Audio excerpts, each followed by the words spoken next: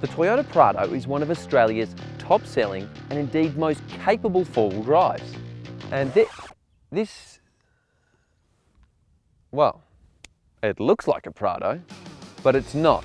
This is a Haval H9. So can the Chinese four-wheel drive go toe-to-toe with the Japanese Prado off-road? This is going to be really exciting. There's no denying what inspired the design of this big 7-seat Chinese SUV.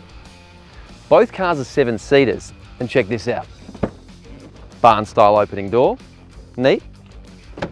What do you know? Another barn-style opening door. But before we explore any more off-road tracks to see how the Chinese Challenger compares, I want to see how they perform on-road. These big four-wheel drives are pretty cool. You really do feel like king of the road sitting up so high. And the Prado is a known quantity.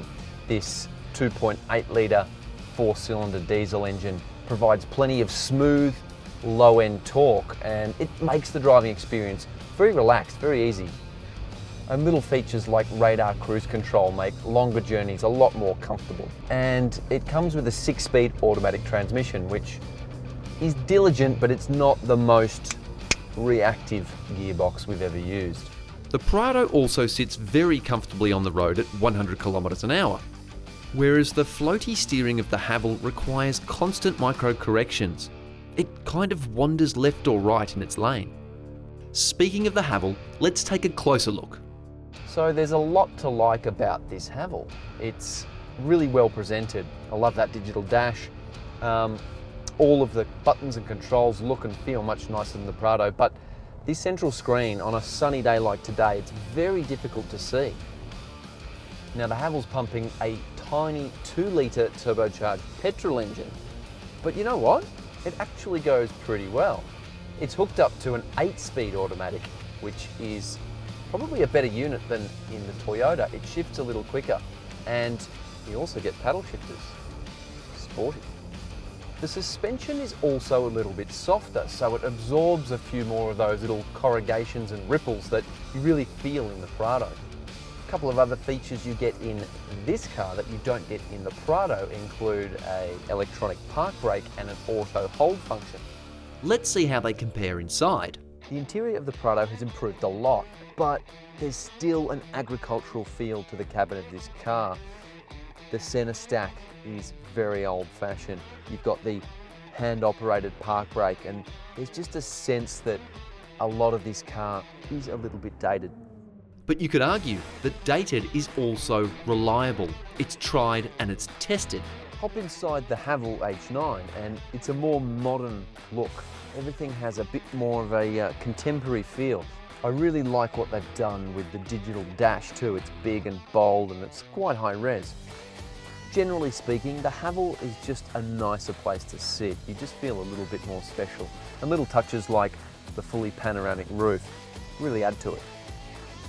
Both cars have supportive leather seats with heating and cooling ventilation, but the Haval gets the added bonus of massaging front seats, and they're pretty cool. The back seats in the Prado are really cool. As well as the holy shit handles, you've got quite a lot of amenity. Down here, you've got the temperature adjust, digital, and also heated rear seats. Well, the back of the Haval is almost identical to the Prado.